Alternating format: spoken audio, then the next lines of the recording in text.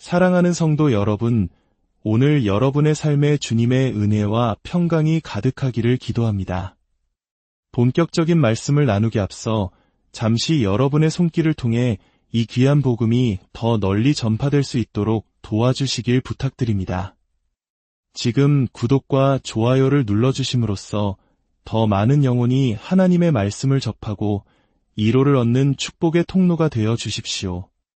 여러분의 작은 섬김이 누군가에게는 인생을 바꾸는 큰 은혜가 될 수 있습니다. 주님의 이름으로 여러분의 삶과 가정 위에 놀라운 축복이 임하기를 소망합니다. 혹시 이런 경험 없으신가요?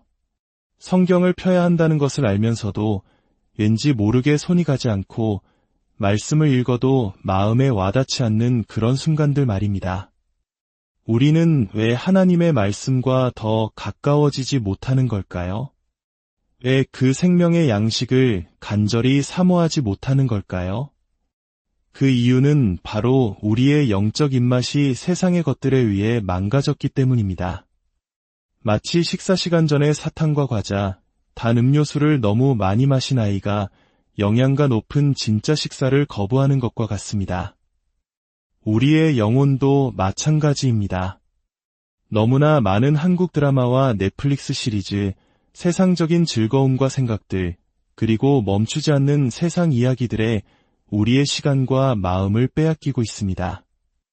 우리는 분노와 쓴 마음과 같은 부정적인 감정에 스스로를 내어주면서도 정작 하나님의 말씀이 우리에게 무엇을 권면하시는지에 대해서는 깊이 생각하지 않습니다.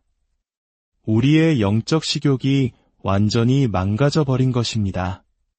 우리는 몸에 좋지 않은 정크푸드를 끊임없이 먹으면서도 그것이 우리 영혼을 병들게 하고 있다는 사실조차 인지하지 못할 때가 많습니다. 그리스도 예수 안에 있는 자에게는 결코 정죄함이 없나니라는 말씀을 위안 삼으며 우리의 나태함을 합리화하고 있지는 않습니까? 이제 우리는 우리의 진짜 입맛, 하나님께서 본래 우리에게 주신 그 거룩한 입맛을 되찾아야 합니다. 하나님의 자녀인 여러분의 영혼이 진정으로 갈망하는 것은 세상의 헛된 즐거움이 아니라 살아있는 하나님의 말씀, 바로 생명의 양식입니다. 아멘. 물론 저는 여러분이 세상의 모든 오락을 끊어야 한다고 말하는 것이 아닙니다. 하지만 그러한 것들에 너무 많은 시간을 쏟는 것은 지혜롭지 못한 일입니다. 그것들은 여러분의 영적 성장에 아무런 도움을 주지 못하기 때문입니다. 하나님의 말씀이 지루해서가 아닙니다. 우리의 입맛이 변질되었기 때문입니다. 만약 여러분이 하나님의 말씀을 받아들일 때 주어지는 그 놀라운 유익과 축복을 진정으로 깨닫게 된다면 여러분은 매일같이 그 말씀을 파고들게 될 것입니다. 할렐루야. 성경 안에는 여러분이 발견하기를 기다리는 위대한 보물들이 숨겨져 있습니다.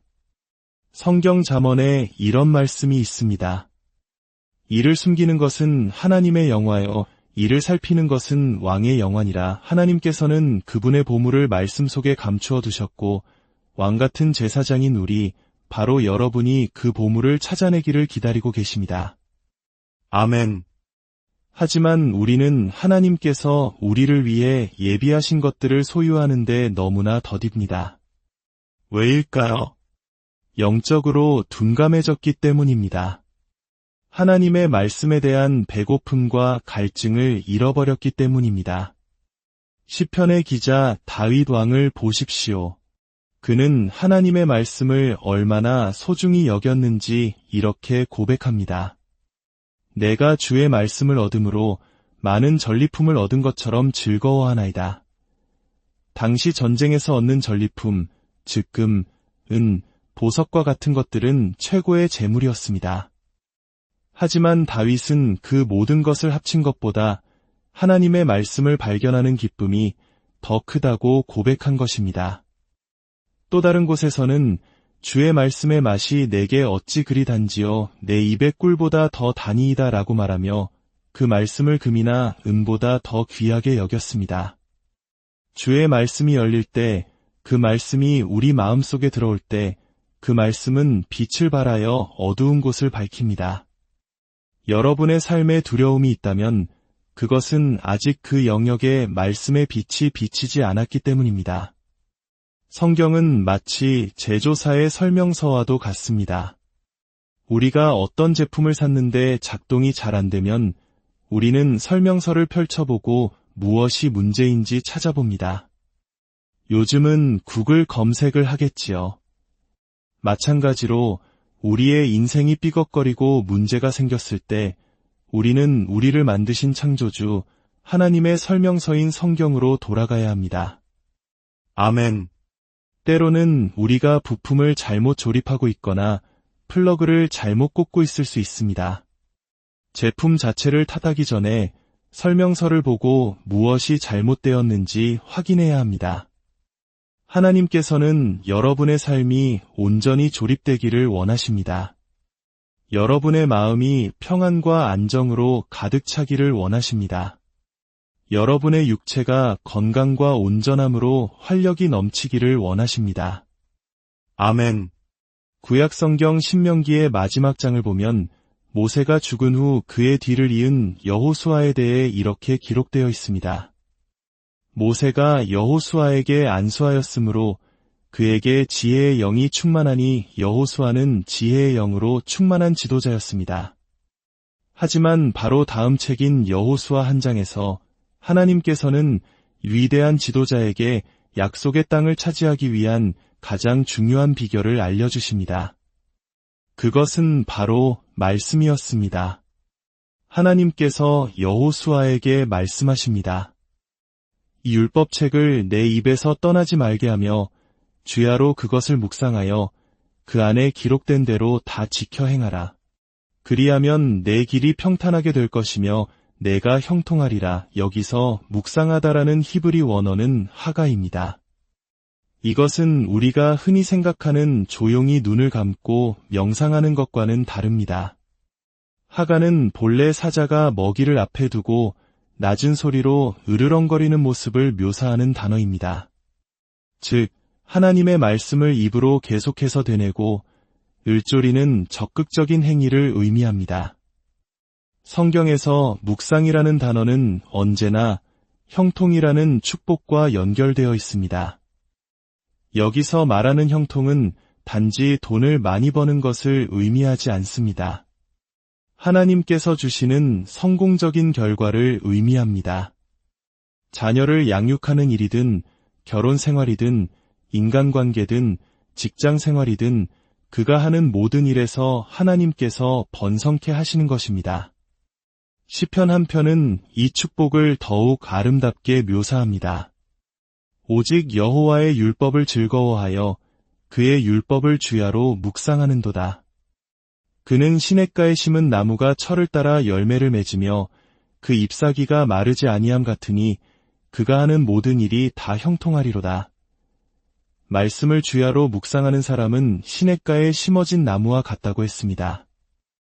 이 나무는 주식시장의 등락이나 세상의 경제 상황에 흔들리지 않습니다. 가뭄이 와서 다른 나무들이 모두 말라 죽어갈 때에도 이 나무는 마르지 않는 강가에 뿌리를 내리고 있기에 항상 생명의 물을 공급받습니다. 여기서 심겨진이라는 표현은 누군가 의도적으로 그곳에 심었다는 뜻입니다. 여러분은 우연히 자라난 들풀이 아니라 하나님께서 친히 가장 좋은 곳에 심으신 귀한 나무입니다. 그 잎사귀가 마르지 않는다는 것은 무엇을 의미할까요? 잎은 나무의 건강 상태를 보여줍니다. 잎이 마르지 않고 항상 푸르다는 것은 여러분의 건강이 쇠하지 않고 하나님께서 여러분에게 영적인 젊음과 활력을 계속해서 공급해 주신다는 약속입니다. 아멘. 그리고 마지막으로 그가 하는 모든 일이 다 형통하리로다. 하나님께서 모든 일이라고 말씀하셨다면 그것은 문자 그대로 모든 일입니다. 인간의 생각으로 그 범위를 제한하지 마십시오. 당신이 하는 모든 일이 번성할 것입니다. 당신이 손대는 모든 일이 잘 될 것입니다. 아멘.